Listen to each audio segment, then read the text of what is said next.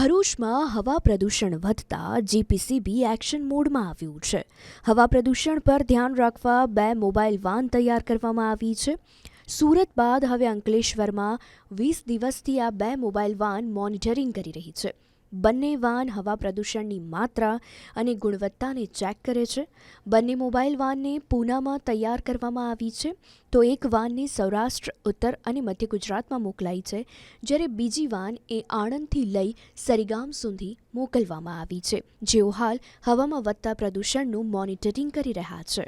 આ વેન જે છે એ વેલ ઇક્વિપ્ડ છે અને સેન્સર બેઝ છે અને હવાની અંદર ખાસ કરીને particulate matter, hydrogen sulphide, sulphur અને નાઇટ્રોજનના ઓક્સાઇડ, કાર્બન મોનોક્સાઇડ, હવામાં રહેલ એમોનિકલ નાઇટ્રોજન કે જે ગેસ સ્વરૂપે રહે છે, એ ઉપરાંત કાર્બન મોનોક્સાઇડ અને અમુક પ્રકારના VOCની માપણી કરશે.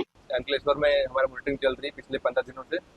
यहाँ पे मतलब लगभग आप माने तो बिल्कुल नॉर्मल मतलब लिमिट में सारे हैं पैरामीटर. अभी आप कहाँ से कहाँ तक जाके आए? आपका रूट कहाँ से कहाँ तक? अभी हमारा मतलब माने तो अब नवंबर पूरा हमारा सूरत में निकला है.